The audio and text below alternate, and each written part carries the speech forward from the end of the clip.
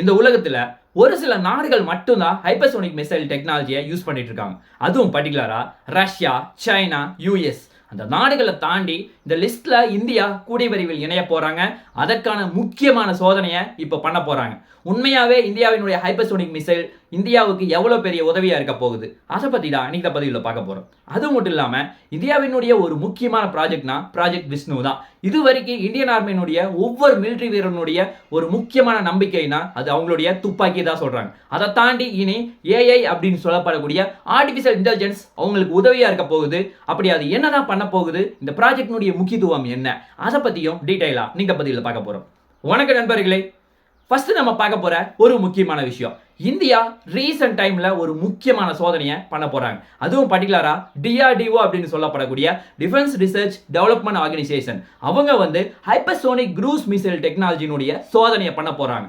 Already வந்து India 12 முக்கியமான project இந்த ஹைப்பர்சோனிக் மிசைல்ல நிறைய வேரியன்ட் வந்து தயாரிச்சுட்டே இருக்காங்க. ஆக்சுவலா ரீசன்ட் டைம்ல இந்தியா வந்து இந்த ஹைப்பர்சோனிக் க்ரூஸ் மிசைல்ல தரைப்பகுதியில் வெற்றிகரமா சோதனை பண்ணாங்க. அதுவும் கிட்டத்தட்ட 1000 செகண்ட்ஸ் வந்து வெற்றிகரமா வந்து ஓட வச்சு ஒரு மிகப்பெரிய சாதனையை பண்ணாங்க.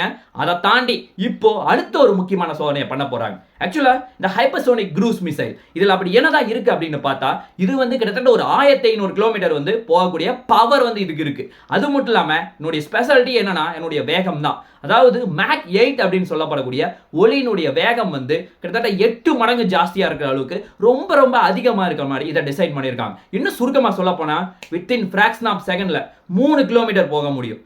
ஒரு மணி நேரத்துல 11000 கிலோமீட்டர் போக முடியும். அவ்வளவு தூரம் தொடர்ந்து பயணிச்சுட்டே இருக்கும். ஆக்சுவலா என்னுடைய இன்னொரு முக்கியமான ஸ்பெஷாலிட்டி என்னன்னா, எந்த ஒரு ஏவுகணையா இருந்தாலும் தரைப்பகுதியிலிருந்து போச்சுன்னா வளிமண்டலத்துக்கு வெளியே போயிட்டு மறுபடியும் வந்து வளிமண்டலத்துக்குள்ள வரும். ஆனா இது அப்படி போகாது. ஆக்சுவலா இது எப்படின்னா தரையினுடைய மிட் ரேஞ்சிலேயே போய், அதாவது எதிரியினுடைய சூழ்ச்சியை பண்ணி ஈஸியா வந்து தப்பிச்சுட்டு எதிரியை அடிச்சுன்னு இருக்கும். அதுதான் என்னுடைய இன்னொரு முக்கியமான ஸ்பெஷாலிட்டி. அதை விட இன்னொரு பியூட்டி என்னன்னா, இது வந்து எதிரினுடைய ரேடார்லயோ அல்லது எதிரினுடைய டிஃபென்ஸ் சிஸ்டம் எதுவாக இருந்தாலும் ஈஸியா தப்பிச்சுட்டு எஸ்கேப் ஆயிரும். அது மட்டும் இல்லாம என்னுடைய இன்னொரு முக்கியமான ஸ்பெஷாலிட்டி என்னன்னா, இதுல வார்கெட் ஒன்று ஃபிக்ஸ் பண்ணியிருக்காங்க. இது வந்து ஒரு 1000 இருந்து 2000 கிலோ வரைக்கும் எடையுள்ள வெடிபொருளை ஃபிக்ஸ் பண்ண முடியும். ஆக்சுவலா இது வந்து அணு ஆயுத சுமந்து போகிற அளவுக்கு ரொம்ப பெட்டரா வந்து இதை டிசைன் பண்ணியிருக்காங்க. இதனுடைய இன்னொரு முக்கியமான ஸ்பெஷாலிட்டினா, இது வந்து தரைப்பகுதியிலிருந்து எதிரிய தரைப்பகுதியிலையும் அட்டாக் பண்ணும் அல்லது வான் பகுதியிலிருந்து தரைப்பகுதியும் அட்டாக் பண்ணும். அதுதான் என்னுடைய முக்கியமான பியூட்டி. ஆக்சுவலா இதை வந்து எப்படி வந்து இந்தியா யூஸ் பண்றாங்க அப்படின்னு பார்த்தா, மெயினான பர்பஸ்னா எதிரினுடைய பங்கர் ஆகட்டும் அல்லது ஏர்பேஸ் ஆகட்டும் அல்லது இந்த கப்பல் மாதிரி பொருள் வச்சிருக்க எல்லா பகுதியும் அடிச்சு நோருக்கு இதை வந்து யூஸ் பண்ணுவாங்க அப்படின்னு சொல்லி சொல்லப்படுது. இன்னும் சுருக்கமா சொல்ல போனா இந்தியாவினுடைய வருங்கால ப்ராஜெக்ட் நிறைய இருக்கு. அதுவும் பர்டிகுலரா ஏஎம்சிஏ, டெட்பிஎஃப், தேஜஸ் MK2 இந்த மாதிரி பல்வேறு ப்ராஜெக்ட்கள் இருக்கு. அதுல வந்து இந்த மிசைலை ஃபிக்ஸ் பண்றதுக்கு நிறைய முயற்சிகள் இருக்கு. இந்தியா வந்து இப்பவே வந்து அதை பிளான் பண்ணிருக்காங்க. ஆக்சுவலா இதை வந்து ஏர்கிராஃப்ட் ரெடி பண்ணா தான் அந்த நம்ம மிசைலையே ஃபிக்ஸ் பண்றதுக்கு நிறைய ஆப்பர்ச்சுனிட்டி இருக்கு அப்படின்னு சொல்லி இந்தியா வந்து நம்புறாங்க. அது மட்டும் இல்லாம இதுல மெயினா வந்து எந்த மாதிரி இன்ஜினை யூஸ் பண்றாங்க அப்படின்னா, ராம்ஜெட் அப்படின்னு சொல்லப்படக்கூடிய ஒரு முக்கியமான இன்ஜினை யூஸ் பண்றாங்க. ஆக்சுவலா இந்த ராம்ஜெட் இன்ஜின் வந்து வளிமண்டலத்தில் போயிட்டு இருக்கும்போது அதனுடைய காற்றையே வந்து அது ஒரு ஃபியூலா மாத்திக்கிட்டு தொடர்ந்து வந்து வேகத்தை அதிகரிச்சுட்டே இருக்கும். அதனால தான் அது வந்து கிட்டத்தட்ட 1 மணி நேரம் ஓடினாலும் அதனுடைய வேகம் கொஞ்சம் கூட குறையாம இருக்கு.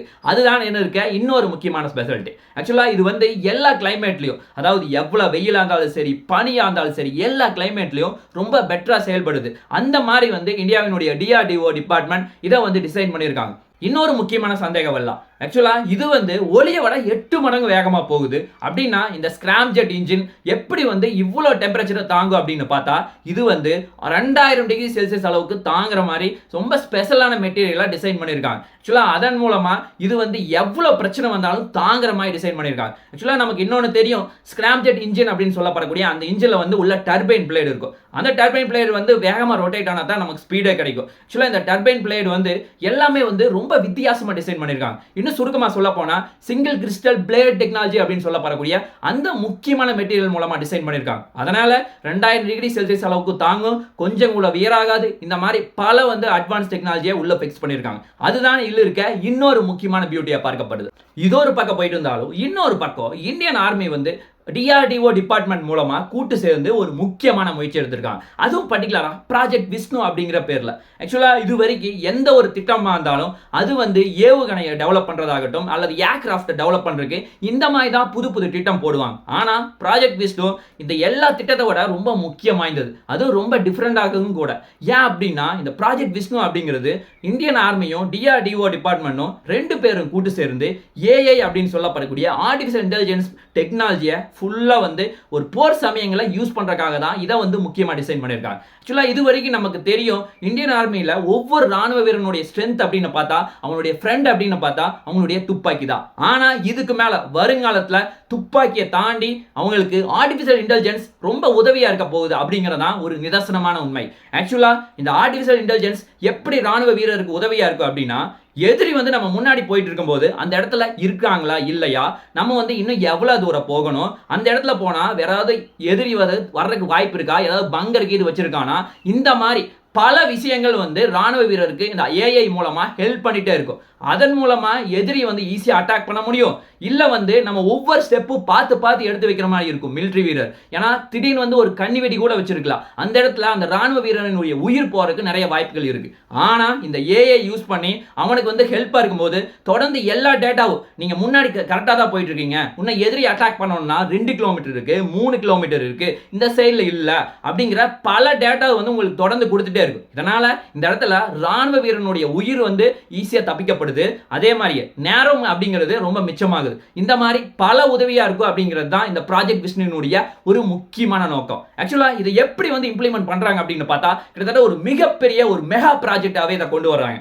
அதுவும் பர்டிகுலரா சேட்டலைட் மூலமா ட்ரோனு, ரேடார், கேமரா, சென்சார் இது எல்லாத்தையுமே வந்து ஃபுல்லா இன்டகிரேட் பண்றாங்க. ஆக்சுவலா இதை எல்லாத்தையுமே வந்து கண்ட்ரோல் ஸ்டேஷன் கொண்டு வந்துட்டு ஆட்டோமேட்டிக்கா இந்த இடத்துல என்ன நடந்துட்டு இருக்கு, ஒரு போர் சமயம் போயிட்டு இருக்குன்னா இந்த இடத்துல எப்படி வந்து எதிரி வந்து அட்டாக் பண்றது, இந்த மாதிரி பல டேட்டாவை தொடர்ந்து ஒவ்வொரு மிலிட்டரி வீரனுக்கும் கமாண்ட் கொடுத்துக்கிட்டே இருக்கும். நீங்க இன்னும் முன்னாடி போகக்கூடாது அப்படிங்கிற, அடுத்து எதிரி வந்து எந்த இடத்துல அட்டாக் பண்ணுவாங்க அப்படிங்கிற முதல் கொண்டு ப்ரீட் பண்ணிட்டே இருக்கும். அதுதான் இதுல இருக்க ஒரு முக்கியமான பாசிட்டிவிட்டி. ஆக்சுவலா இப்போ ரீசன்ட் டைம்ல இந்த சிந்தூர் ஆபரேஷன்ல என்ன ஒரு முக்கியமான பிரச்சனையாச்சு, பாகிஸ்தான் எதை மெயினா ஃபோக்கஸ் பண்ணாங்க, ட்ரோன் மூலமா தான் மெயினா அட்டாக் பண்ணிருந்தாங்க. அதுவும் பர்டிகுலரா இனி வருங்காலத்துல சைபர் அட்டாக் அப்படிங்கிறது ரொம்ப அதிகரிக்கும். இந்த ரெண்டையுமே நம்ம சமாளிக்கணும்னா ஏஐ அப்படின்னு சொல்லப்படக்கூடிய ஆர்டிஃபிஷியல் இன்டெலிஜென்ஸை உள்ள கொண்டு வந்து அதை டெவலப் பண்ணா தான் நம்ம பெரிய லெவலியே கான்ட்ரிபியூட் பண்ண முடியும். அதுதான் ஒரு நிதர்சனமான உண்மை. ஆல்ரெடி யூஎஸ், சைனா இவங்க எல்லாருமே வந்து ஏஐ உள்ள கொண்டு வந்து பெரிய லெவல்ல டெவலப் பண்ணிட்டு இருக்காங்க.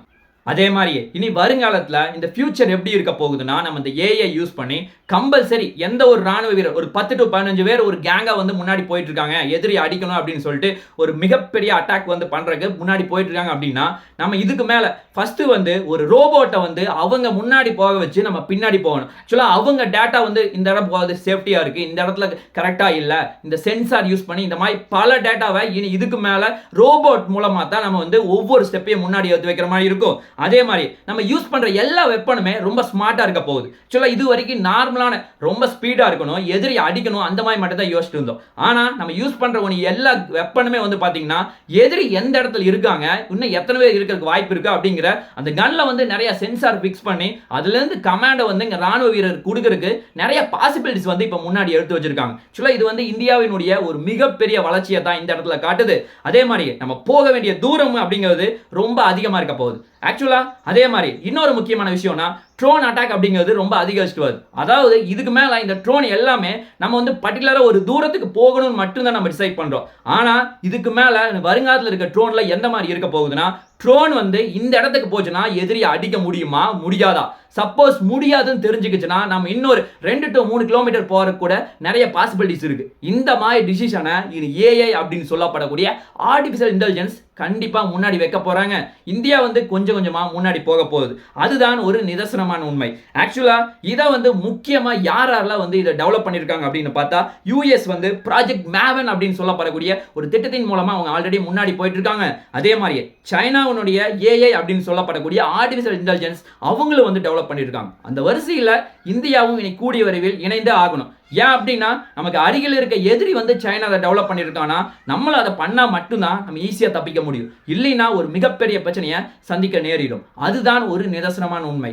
பார்க்கலாம் என்ன நடக்குது என்று சொல்லி, அதே மாதிரியே இந்த வீடியோ முடியறதுக்கு முன்னாடி உங்ககிட்ட ஒரு முக்கியமான கொஸ்டினை முடிக்க போறேன். ஆக்சுவலா இந்தியா வந்து ஹைப்பர்சோனிக் குரூஸ் மிசைல எவ்வளவு சீக்கிரம் வந்து இதை கொண்டு வர போறாங்க. ஆக்சுவலா என்னுடைய பாயிண்ட் ஆஃப் வியூல 2030ல கண்டிப்பா வந்து சக்சஸ் ஆகும் அப்படிங்கறத நான் எதிர்பார்க்கிறேன். நீங்க என்ன நினைக்கிறீங்கன்னு கீழே கமெண்ட் லீவ் பண்ணுங்க. பார்க்கலாம் என்ன நடக்குது என்று சொல்லி நாளைக்கு இன்னொரு நல்ல ஒரு வீடியோவில் உங்களை நான் சந்திக்கிறேன். நன்றி, வணக்கம், தேங்க்யூ, ஜெய் ஹிந்த்.